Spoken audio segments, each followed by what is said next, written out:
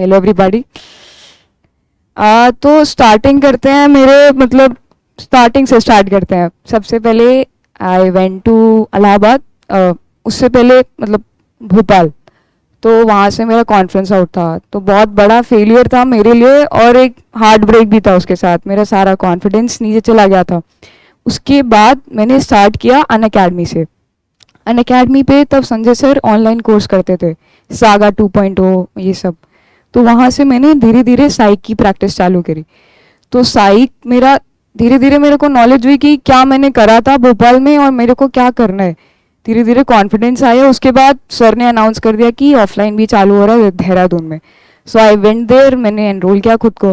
वहाँ जाके मेरे को पता चला कि प्रोसेस ओरिएंटेशन क्या होता है, और वो प्रोसेस ओरिएंटेशन फिर मेरी लाइफ का इतना बड़ा पार्ट बन गया। प्रोसेस ओरिएंटेशन एकदम विपरीत है, एकदम उल्टा है, अपोजिट है of what is called desperation. जो हमें अभी से जब हम एंट्री के बारे में जब उसका ऐड आता है, एडवर्टीजमेंट आता है कि ये सेलर है नेवी टेक है, ये एंट्री निकली है, तो हम अपने आप को सोच लेते हैं यूनिफॉर्म में, और वो बहुत ही स्वीट ड्रीम होता है और बहुत ही मतलब एड्रेनलिन रश आता है उससे। पर एक्चुअली वही होता है जो ले डूबता है, जो मेरे को ले डूबा फर्स्ट अटेम्प्ट में।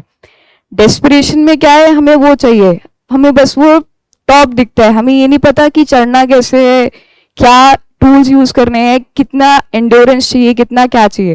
प्रोसेस ओरिएंटेशन क्या होता है, वहां तक पहुंचना है, ठीक है, टारगेट सेट, उसको भूल जाओ। अब उससे पहुंचना कैसे है, उसमें आप एकदम खो जाओ, अपने आप को एकदम मतलब इतना बिजी रखो हर एक स्टेप में। फॉर एग्जाम्पल एसएसबी का एग्जाम्पल ले लेते हैं। तो अगर आप एसएसबी में फर्स्ट डे में जाके रिपोर्टिंग कर रहे हो, तो आपका ये नहीं डर नहीं होना चाहिए वो रिकमेंडेड वो प्लस साइन देख के कि ये कैसे मिलेगा। आपको ये होना चाहिए कि आप अभी right at the moment when you would be hitting your chair, अभी आप जब जाओगे स्क्रीनिंग में, तो आप वहां पे क्या बोलने वाले हो, आपका प्रोसेस ओरिएंटेशन उस समय ये होना चाहिए कि आप वहां पे आपके जो ग्रुप डिवाइड हुआ है स्क्रीनिंग के टाइम, उनको ऑब्जर्व करो कि कौन बंदा कैसा है, किसका क्या बिहेवियर है। इतना तो आप उनकी नॉलेज नहीं आंक सकते, पर फिर भी मेजर करो कि किसका कितना पोटेंशियल है, कौन कैसे बोलेगा। स्टोरी सोचो, जो जो आपने आज तक जितनी भी स्टोरीज बनाई है टैट में, पीपीडीटी में, वो सारी स्टोरीज अब सोचो क्या करना है, इंस्टेड ऑफ वो प्लस साइन और वो सारे। फॉर एग्जाम्पल इलाहाबाद में वो विक्रम बत्रा हॉल, वो सब कि वहाँ यहाँ फोटो खिंचवाएंगे, यहाँ फोटो खिंचवाएंगे प्लस साइन में, ये सब नहीं, ये होता है डेस्परेशन। प्रोसेस ओरिएंटेशन क्या है, ठीक है एट द राइट मोमेंट मेरे को वहां जाना है, तो ठीक है वहां जाना है, चल के जाओ, स्टोरी सोचो, कोई डेस्परेशन नहीं है, कोई घबराहट नहीं है, ठीक है जो होगा होगा, क्योंकि फाइनल रिजल्ट आपके हाथ में नहीं है। और एक्चुअली जो सर भी हमें गीता के थ्रू सिखाते हैं एसएसबी वाले प्रोसेस में, एसएसबी वाले कोर्स में, कि मनसा वाचा कर्मणा, ये बहुत स्ट्रॉन्ग चीज है। आप भोपाल जाओगे, आपको भोपाल में भी ये लिखा मिलता है, आपको इलाहाबाद वाले सेंटर में भी ये लिखा हुआ मिलेगा कि मनसा वाचा कर्मणा क्या है। जो आप सोच रहे हो, जो आप बोल रहे हो, भले ही मन में बोल रहे हो या फिर किसी को सामने एक्सप्रेस कर रहे हो, या फिर जो आप काम कर रहे हो, तीनों जब एक लाइन में होगा, वही प्रोसेस ओरिएंटेशन है, वही जो ट्रुथ होता है, जो ऑनेस्टी होती है, या फिर जो सत्य कहते हैं। यही अगर आप कोई भी सत्यनारायण भगवान की कथा पढ़ते हो या कुछ कहते हो, सत्य यही है, मनसा वाचा कर्मणा जब एक होगा आपका, भले आप कोई भी काम कर रहे हो, पर वही एक्चुअल चीज होती है, वही प्रेजेंट है। ना पास का डर हो, ना फ्यूचर की, ना पास का कोई रिग्रेट हो, ना फ्यूचर का डर हो, ना पास की किसी चीज की ये हो गया था उस बार, तो ना उसका कोई दिमाग में मिथ बने कि इस बार भी यही होगा, जो कि हम एक्चुअली लेके जाते हैं। जो कि मैंने भी वन पॉइंट ऑफ टाइम लेके गए थे इलाहाबाद में, पर एक्चुअली वो नहीं है। आपको जगह जगह पे ऐसे ऐसे चैलेंज मिलेंगे कि आपको लगेगा कि भगवान तो चाहता ही नहीं है कि हमें ये चीज मिलनी चाहिए, पर एक्चुअली में धीरे धीरे आप जाओगे ना, तो जितना बड़ा चैलेंज होगा उतना ज्यादा आपको डर आएगा कि यार भगवान तो साथ में ही नहीं है, क्या है ये सब। पर अगर आपने उसी एट द मोमेंट सोचा कि yes I believe my self, एक सेल्फ बिलीव चीज बहुत बड़ी होती है, तो देखना आप वो चीज पार करोगे और उससे भी अच्छा रिवॉर्ड आपके लिए बैठा होगा। पर वो वही है कि एट दैट मोमेंट आप बनते हो या बिगड़ते हो। तो प्रोसेस ओरिएंटेशन यही है कि सिर्फ मोमेंट पे सोचो। इवन अगर आप साइक टेस्ट दे रहे हो, टैट की पहली पिक्चर आई है, तो दिमाग में ये ना हो किसी का वैट वीक है, किसी का एसआरटी वीक है, तो दिमाग में इवन अगर आपने अपना एसडीटी भी नहीं बना के रखा है, आप ऑन द स्पॉट बनाने जा रहे हो, तो इसके बारे में मत सोचो कि यार क्या लिखेंगे उसमें, फोकस करो कि टैट की पहली स्टोरी क्या पिक्चर आने वाली है और आप क्या लिखने वाले हो। तो this is called process orientation, और यही हमने सर ने हमको सिखाया था देहरादून में। तो स्टार्टिंग हुई मेरी कोचिंग देहरादून में। उसके बाद पहले दिन ही में समझ में आ गया कि सर कैसे हैं, कि बात बात पे सर हमारा भूत बना देंगे अगर हम लोग सही काम नहीं करेंगे तो तब से स्टार्ट हुआ। शुरू में सर ने हर दिन हमें 5 टॉपिक दिए, धीरे धीरे पता चला कि मेहनत करना क्या होता है। रात रात में हम लोग जगते रहते थे, सॉल्व लिख के सर समझा देते दिन में कि सॉल्व लिख के क्या है, कैसे करना है। खुद के लाइफ का कोई सा भी पार्ट उठा लो, आपको उसका आंसर देना है। कोई सा भी नाम है तो ठीक है, नाम किसने रखा, क्यों रखा, नाम का क्या मतलब है, अगर नाम किसी जगह से है, किसी गॉड से ओरिजिनेट है, उस गॉड की क्या स्टोरी है, मतलब जितना डीप हो सकते हैं आप डिग करते जाओ। हम लोग का रोज का रात में, पहले तो सर जो टॉपिक देते थे हम लोग 2-3 बजे तक रात में वो कंप्लीट करते थे। उसके बाद 1-2 घंटा रात में छत पे जाके हम लोग अंधेरे में, वहां देहरादून में तो पहाड़ रहते थे, तो पहाड़ों की इतने अच्छे लैंडस्केप में हम लोग जाके एक दूसरे से क्वेश्चन पूछते थे, अच्छा तुम्हारा नाम किसने रखा, क्यों रखा, कब रखा, क्या नाम था, अच्छा पहले भी कोई नाम था, तुम्हें ये नाम अच्छा लगता है कि नहीं लगता। तो ऐसे धीरे धीरे starting from the name to the profession where you want to go, या फिर आपके फादर आपके मदर का प्रोफेशन, आपका काम, आपका क्वालिफिकेशन, आपकी बचपन की छोटी छोटी यादें, बेस्ट मोमेंट, वर्स्ट मोमेंट, कुछ भी हो, वो स्टार्टिंग से छोटी सी चीज से वो 16 लेके कि जो आप रजिस्टर बनाओगे ना इतना मोटा, वो भी आपका कम पड़ जाता है। शुरू में तो लगता है कि क्या क्वेश्चन पूछे खुद से, पर आप जितना एक दूसरे से बात करते हो ना उतना ज्यादा समझ में आता है। जब मेरा बैच चालू हुआ था वहां पे, तब मोहिनी मैम आई थी, वो यहाँ पे खड़ी थी और I was sitting there, Aditya भैया भी ऐसे ही बैठे थे यहाँ पे। तो हम लोग तब सुनते थे कि क्या होता है ये प्रोसेस ओरिएंटेशन। ये सेम रात की जो सोलिलिके वाली कहानी है ये वो हमें सुनाती थी, कि हम लोग रात में बैठते थे, बात करते थे एक दूसरे से। तो हम लोग सोचते थे इतनी मेहनत कैसे होगी, पर जब चालू करते हैं, अगर आपकी कंपनी अच्छी है ना तो कुछ भी हो जाता है। जो आप टारगेट सेट करते हो, अगर आप वही प्रिंसिपल जो बेसिक है, मनसा वाचा कर्मणा, कोई भी चीज, इवन आगे मैं आपको बताऊं तो वो मेडिकल में भी बहुत काम आता है। जब आपके मेडिकल्स चलते हैं, जब आपका कोई भी टेस्टिंग चल रही होती है, ये 3 जो बेसिक प्रिंसिपल है ये हर जगह काम आएंगे, from your SSB to your life. तो देहरादून में ऐसी हमारी एसएसबी चालू, मतलब एसएसबी की कोचिंग चालू हुई। उसके बाद धीरे धीरे धीरे धीरे हर 40 बच्चे आए थे उस बैच में, और हर कोई एक एक कला में अपना माहिर था। Each and everybody was competent. तो किसी का जीटीओ अच्छा था, किसी की स्पीकिंग अच्छी थी, किसी की बात की जो वॉइस क्वालिटी है वो अच्छी थी। तो वही था कि आप 40 लोग, 40 टैलेंट है, आप कितना किसी से अडाप्ट करोगे। धीरे धीरे किसी से बोलना सीखा मैंने, किसी से चलना सीखा, किसी से सीखा कि क्या किस जगह पे कैसा पॉइंट रखना है, भीड़ में कैसे अपने पॉइंट को, भले ही वो कैसा भी हो, पर वो एक दूसरे की नॉलेज बनो कि कैसे आपको वो चीज एंटर करनी है। जीडी भले ही कितना भी हार्ड जीडी चल रहा हो। फॉर एग्जाम्पल शुरू में सर हमारा जीडी कराते थे और इतनी ज्यादा वहां पे फिश मार्केट होती थी, हम लोग की तो आवाज भी सुनाई नहीं रहती थी, भैया लोग इतना तेज तेज चिल्लाते थे। तो धीरे धीरे समझ में आया, अच्छा ठीक है, वॉइस कैसे आपकी एक एग्रेसिव तो नहीं पर एक असर्टिव वॉइस कैसे बनेगी। तो धीरे धीरे वॉइस पे काम करा। हर दिन एक चीज का लेसन मिलता था, भले ही डांट से या फिर किसी और को डांट पढ़ते देखते हुए। सर बहुत पढ़ती थी सर, भूत बन जाती थी सर। तो ऐसे ही वो जो 40 दिन का ही कोर्स था, 40 लोग थे, वो बहुत जल्दी बीत गया। अच्छी मेमोरीज भी बनी। और एक्चुअली आप खुद जितनी मेहनत कर रहे हो दैट इज ओके, वो तो कंपलसरी है ही, पर आप दूसरों की मेहनत भी कितना यूज कर रहे हो वो भी एक बहुत इंपॉर्टेंट चीज है।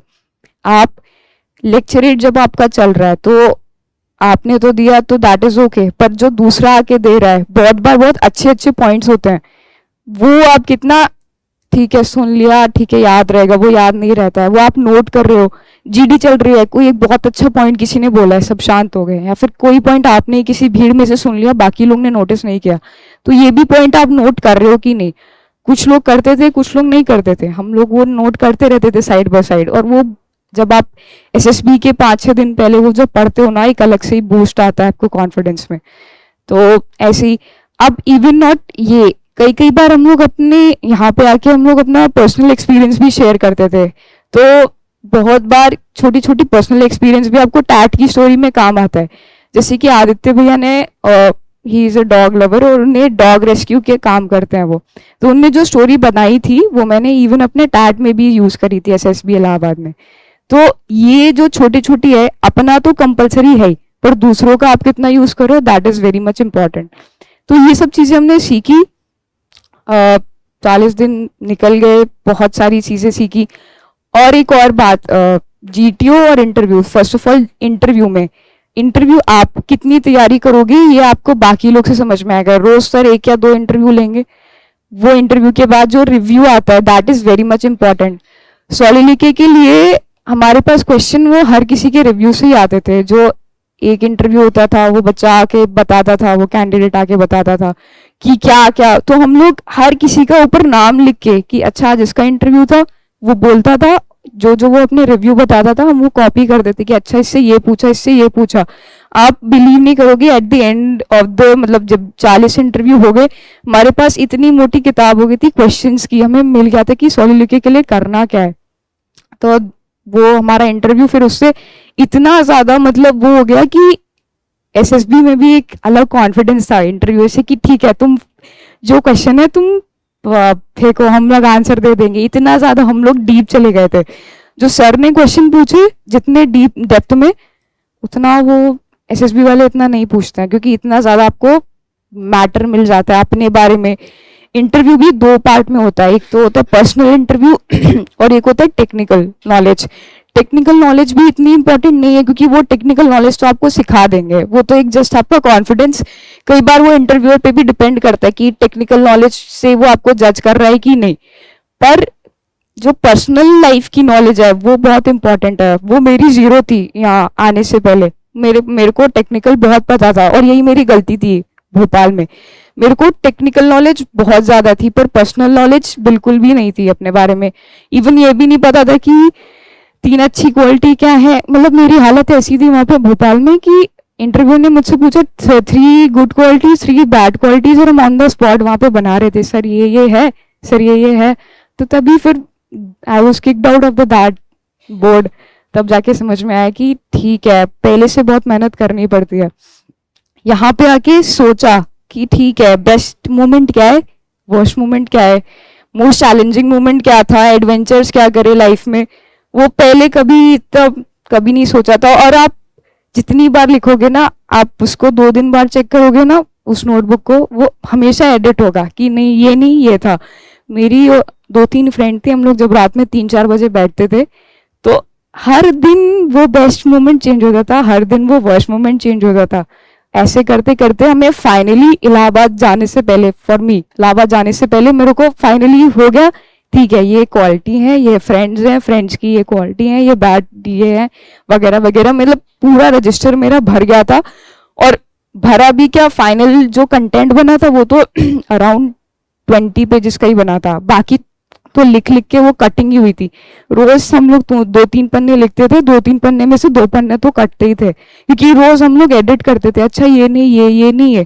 तो वो इतना रिफाइन हो गया था ना हमारा कंटेंट, भले ही वो पर्सनल नॉलेज का हो। टेक्निकल नॉलेज में तो आप क्या ही रिफाइन करोगे, वो जो फैक्ट है वो फैक्ट है।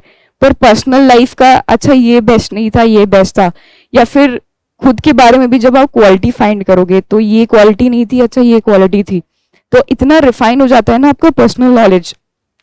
अगर आप रोज लोगों के रिव्यू सुन रहे हो, रोज रात में बैठ के खुद के बारे में सोच रहे हो, एक दूसरे से बात कर रहे हो कि तुम्हारा क्या बेस्ट है, हम मेरा क्या बेस्ट है, नहीं अच्छा तुम्हारा बेस्ट ये नहीं है, मैंने तो ये सोचा है तुम्हारे बारे में, मेरा जो तुम सामने दिखते हो वो तो ये है। तो आप अपने और अपने फ्रेंड्स को इतना बार बार जो आप इन द क्लासरूम कर रहे हो ये तो ठीक है, इसके बिहाइंड द सीन्स वाली जो बात होती है वो जो आप करते हो ना, वही असली चैलेंजर मतलब गेम चेंजर होता है।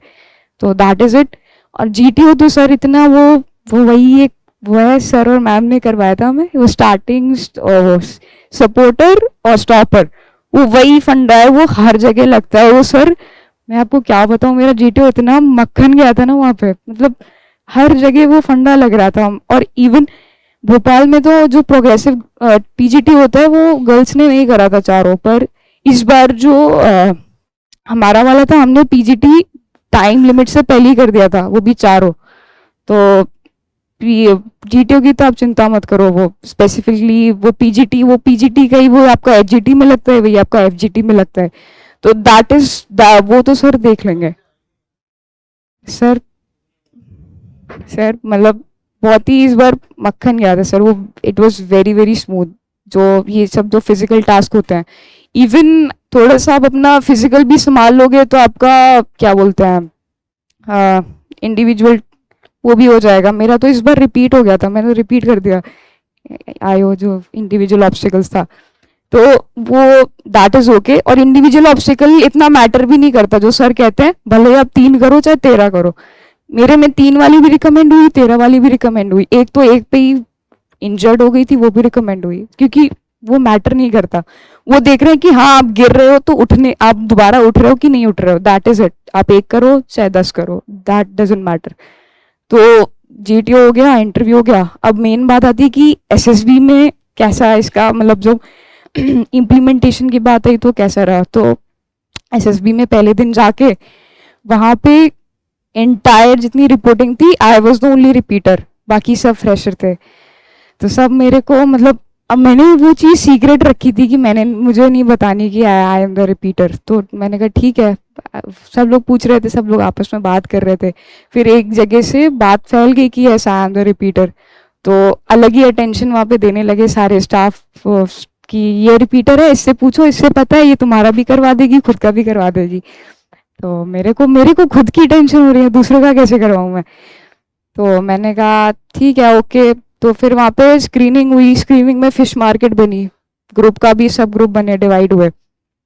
तो अब जो स्टोरी की बात आती है पीजीटी की, उसमें क्या था, स्टोरी भी सबकी बहुत अच्छी थी, सबका नरेशन भी बहुत अच्छा था। मतलब इवन नरेश, मैंने जो सर कहते हैं कि नरेशन इज ठीक है, इट्स इम्पॉर्टेंट, पर जो जेडी में आपका वो है, वो दैट इज मोर इम्पॉर्टेंट। तो इवन नरेशन में कुछ लोग का जिनका थोड़ा थोड़ा रुका था, पर जीडी में इवन अच्छे नरेशन वाले भी निकल गए, क्योंकि उन्होंने जीडी में पार्ट नहीं लिया था। जीडी सबसे इंपॉर्टेंट होता है कि आप अपने पॉइंट को भले क्रिस्प पॉइंट रखो, छोटे इंटरवल्स में रखो, पर पॉइंट रखना है, तभी आपका जीडी क्लियर होता है पीपीटीटी, वरना तो it's not so easy to get through. हाँ, अब वो फाइनल चीज वो आपके इंटरव्यूअर और जितने जो पैनल बैठता है उन पे डिपेंड करती है कि उनका वो कैसे मेजर कर रहे हैं, वो नरेशन से मेजर कर रहे हैं या वो जीडी से मेजर कर रहे हैं। तो हमारे में 16 स्क्रीनिंग हुई थी फाइनली। तो उसके बाद स्क्रीनिंग हो गया, ये तो इनिशियल पार्ट्स थे, तो ये हो गए। उसके बाद एसएसबी मेन चालू हुई सेकेंड दिन से साइक पे। साइक में फोटो, जैसे पिछली बार मैंने बहुत ही सुपरफिशियल स्टोरीज बनाई थी, कोई उसमें डिटेलिंग नहीं थी। इस बार क्या था, और स्टोरीज भी ऐसी हाई फाई बनाई थी कि डायरेक्ट नेशनल जीत रहे हैं, डायरेक्ट ये ऑर्गेनाइज कर रहे हैं, डायरेक्ट वो ऑर्गेनाइज कर रहे हैं, जिसकी मेरे को नॉलेज नहीं थी, जो मैंने कभी किया भी नहीं था ऑर्गेनाइज। इस बार क्या था, मैंने सर ने एक एक्सरसाइज भी बताई थी। इस बार मैंने एसएसबी से 5-6 दिन पहले हर एक कैरेक्टर, जैसे एथलीट हो गया, तो एथलीट क्या प्रैक्टिस करता है, एथलीट अगर मैराथन में जाना है तो जो रनर है वो क्या करेगा, वो पहले से फॉर एग्जांपल आउटफिट खरीदेगा, उसमें रनिंग करेगा जिससे उसे फाइनल दिन कोई दिक्कत ना हो, वो यूज टू हो जाए पहले से ही। वो क्या करेगा, वो कैलिस्थेनिक्स की क्लासेस ज्वाइन करेगा, कार्बोहाइड्रेट के रिजर्व बढ़ाएगा, ये बढ़ाएगा। वो छोटी छोटी डिटेल इस बार मैंने ऐड करी थी, जो कि मेरे को लगता है बहुत काम कर गई इस बार। पिछली बार क्या था कि हाँ मैराथन में पार्ट लिया, हो गया, भाग लिया, हो गया। वो तो मेरे को ये भी डाउट हो रहा है स्क्रीनिंग भी कैसे हुई मेरी पिछली बार ऐसी स्टोरी से रिलेटेड। तो इस बार एक एक स्टोरी। अब आपका परसेप्शन बहुत ज्यादा इंपॉर्टेंट है। एक पिक्चर ऐसी आई थी कि उसमें एक लड़की खड़ी हुई थी छोटी सी और डांसर के आउटफिट में, और उसके सामने 2 आदमी बड़े बड़े हट्टे कट्टे। सम ऑफ अस में like perceive a wrong intention, पर मैंने क्या परसीव किया कि वो छोटी बच्ची है, डांस कंपटीशन में जा रही है, वो उसके चाचा और पापा हैं। तो उनने क्या किया, एक गिफ्ट ड्रेस, एक जो ड्रेस होती है भरतनाट्यम की, वो गिफ्ट कर दी उसके चाचा, रोज उसको स्कूटर से लेते जाते थे। तो ये छोटी छोटी डेली लाइफ की जो पॉइंट्स होते हैं वही आपका डिटेल लाते हैं स्टोरी में। और अगर आप सुपरफिशियली लिखोगे कि हाँ ठीक है कंपटीशन था, वो नेशनल जीत गई, या फिर कोई भी और स्टोरी, तो फिर वो इतना इम्पैक्ट नहीं डालती। इस बार मेरी हर एक स्टोरी हाउस होल्ड से रिलेटेड थी, छोटी थी, मेरी पर्सनल लाइफ से थी, पर डिटेल थी, क्योंकि मेरे को पता था उसमें क्या होता है। अब ऐसा तो नहीं है आपको हर चीज का एक्सपीरियंस होगा कि सिंगिंग कैसे है, डांसिंग कैसे है, मैराथन कैसे है, मैच कैसे है। हर किसी को हर किसी में एक्सपर्टीज नहीं होती है। तो जिसमें एक्सपर्टीज नहीं है वो आप नेट से देख लो, एथलीट क्या करता है रनिंग से पहले, या कोई पर्टिकुलर स्पोर्ट्स कंपटीशन है तो वो कैसे ऑर्गेनाइज होता है। तो ये सब छोटी छोटी चीज जो सर पहले प्रैक्टिस कराएंगे आपको, जो समय करवाई थी सर ने, ये बहुत काम आई कि डिटेलिंग डिटेलिंग ही वो स्टोरी की वो जान होती है। अगर वो नहीं हुई तो फिर वो सुपरफिशियल स्टोरी हो तो कोई भी लिख देगा। अगर आपको अलग बनना है, अलग दिखना है, तो वही जो डिटेलिंग है जो सबको नहीं पता है, वो is the right ingredient for the story. TAT TAT के बाद वैट, वैट तो 30 के बाद आपका नेचुरली आएगा, चाहे आप जितने शशि थरूर वाले आप सेंटेंस लेके जाओ, वो आपका। अब हमारा 45 या 50 हमारा वर्ड चल रहा था, एंड्योरेंस आया था तो मेरे को समझ में नहीं आ रहा, तो मेरे को एक्चुअली तब तो हम लोग इतने एग्जॉस्ट हो जाते हैं वैट में कि ठीक है endurance, soldiers have high endurance, मैंने लिख दिया। वो 30 तक ही आपको, जितनी आपकी आर्टिफिशियल है वो 30 तक ही चलेगी, उसके बाद आपका नेचुरली आएगा। तो अब कभी कभी क्या है, नेगेटिव वर्ड्स हैं या फिर न्यूट्रल वर्ड्स हैं, जिसमें ना पिक्चर ना न्यूट्रल पिक्चर्स में ना आपकी रिस्पॉन्स आता है, ना आपका न्यूट्रल वर्ड्स में आपका रिस्पॉन्स आता है। तो आप वो पहले से ही लिख लो, इंस्टेड ऑफ किसी और को कॉपी करने से अगर आप खुद का लिखोगे ना तो वो आपको याद रहेगा। किसी और का कॉपी करके आप वहां पे जाके कॉपी मतलब उतार रहे हो, कॉपी पेस्ट कर रहे हो, दैट इज रॉन्ग। पर अगर आप खुद के रिस्पॉन्स को पहले से ही प्रिपेयर करके जा रहे हो तो वो एक सही चीज है, और वो काम भी आती है वहां पे, भले ही न्यूट्रल वर्ड्स या पिक्चर्स के लिए हो, भले ही नेगेटिव वर्ड्स या पिक्चर्स के लिए हो। तो ये वैट भी हो गया। एसआरटी तो सर ने इतनी करवाई थी कि हम लोग को ठीक है, हो गया था कि हो जाएगा काम। और स्पेसिफिकली एसआरटी भी आपकी पर्सनल लाइफ से जुड़ी होती है। अगर कोई, अगर फॉर एग्जांपल सर ने हमें यही एग्जांपल पहले दिया था, अगर आपका भाई नहीं है और आप अगर लिख रहे हो कि मैं अपने भाई को बता दूंगा, ये कर दूंगा, वो कर दूंगा, तो वो कहीं ना कहीं पकड़ा जाएगा, क्योंकि आपके पीआईक्यू में उनको आपका पूरा पता रहता है कि आप क्या हो, आपकी फैमिली क्या है, क्या काम करते हो, क्या वो है। तो इसलिए एसआरटी भी ऐसा नहीं कि कॉपी रिस्पॉन्स लिख रहे हो। एसआरटी पहले 1 सेकंड को सोचो कि क्या है ये, क्या सिचुएशन दी है आपको, सर्व करी गई है, और आपको क्या आंसर देना है उसमें, और आप कैसे एक्चुअल में रिएक्ट करोगे। अगर मेरा छोटा भाई है तो मेरा रिस्पॉन्स अलग होगा, आपकी अगर बहन है तो आपका रिस्पॉन्स अलग होगा, अगर आपका सिबलिंग नहीं है तो आपका रिस्पॉन्स अलग होगा। तो दैट इज इट। तो हर चीज मेरे हिसाब से एसएसबी में पर्सनल लाइफ से जोड़ी जाए तो ठीक है। आर्टिफिशियल वो जैसे ही पकड़ते हैं वो ऑलमोस्ट आपको रिजेक्ट कर देते हैं। तो साइक भी हो गया ऐसी। एसजीटी तो सर ने इतनी बार प्रैक्टिस कराई थी, हमें इतनी बार प्रैक्टिस कराई थी कि हर दूसरे दिन हमारी एसजीटी बनती थी, फिर फट जाती थी, फिर बनती थी, फिर फट जाती थी। तो वो इतनी रिफाइन हो गई थी कि ऑलमोस्ट 30 या 31st टाइम मेरी एसजीटी थी वो जो हम लेके गए थे। तो दैट वर्क वेरी वेल। और एसजीटी भी आप खुद सोच के नहीं होगा, वो आप लिखो, 10 लोगों को पढ़वाओ कि कैसी है, हर एक कोई अच्छा रिस्पॉन्स देगा, हर कोई ओमिशन करेगा कि ये नहीं है, ये होना चाहिए। तो दैट इज व्हाट वर्क्स। हमेशा खुद से कि अच्छा इसको पढ़ाएंगे तो ये मेरा आइडिया देख लेगा, इसको पढ़ाएंगे तो ये पॉइंट कॉपी कर लेगा, तो इससे काम नहीं होता है। काम होता है बांटने से। ठीक है वो अपने एसएसबी में यूज करेगा, आपको तो अपने एसएसबी में यूज करना है। मैंने अपनी एसजीटी बहुत सारे सीनियर्स को अपनी पढ़ाई थी, तो उनने बहुत सारी चीजें सजेस्ट की थी मुझको, और वही फाइनल एसजीटी में भी मैंने लिखी थी। तो दैट इज व्हाट वर्क्स।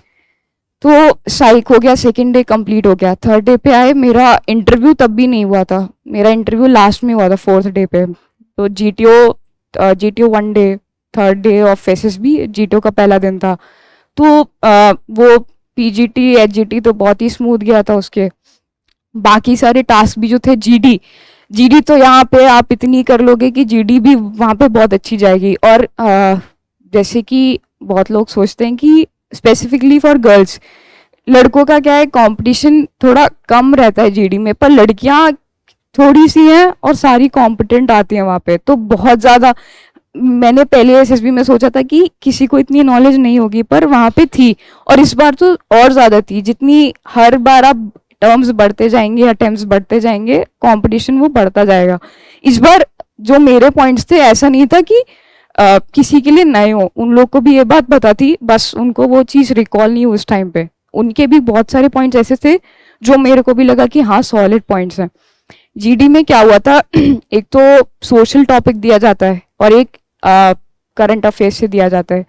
तो करंट अफेयर्स वाला टॉपिक ठीक है, सोशल टॉपिक पे आप कैसे रिएक्ट कर रहे हो, स्पेसिफिकली जो जेंडर सेंसिटिव टॉपिक होते हैं ना, उस पे अगर आपका एक भी वर्ड फिसलता है ना, तो फिर वो बहुत ही नेगेटिव हो जाता है आपके लिए फर्दर। वो असेसर को बस एक असेसर आपको रिजेक्ट करने के लिए बैठा रहता है, वो ढूंढता है कि कहीं तो इसका कोई गलत वर्ड निकले और मैं पकड़ लूं।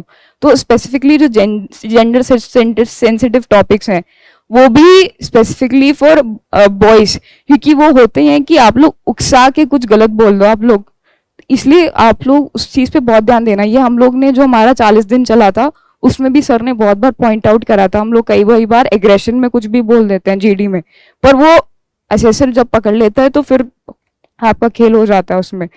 तो जीडी में मेरे में बहुत ज्यादा फिश मार्केट थी, और एक्चुअली में जिन लड़कियों ने, जो मैंने ऑब्जर्व किया, जिन लड़कियों ने ज्यादा बोला, कंटिन्यूस बोला, उनका इतना नहीं सिलेक्शन था, पर जिन लड़कियों ने स्मॉल बोला, क्रिस्प बोला, उनका था। Thank you very much for watching this video, और इस चैनल को डेफिनेटली सब्सक्राइब करें जिससे आपको इस तरह का कंटेंट मिलता रहे। और इसके साथ आप प्ले स्टोर से शौर्य और विवेक नाम का ऐप भी डाउनलोड कर सकते हैं, जहां पर आपको इस तरीके का डिफेंस का कंटेंट, एसएसबी का कंटेंट भी मिलेगा। जय हिंद।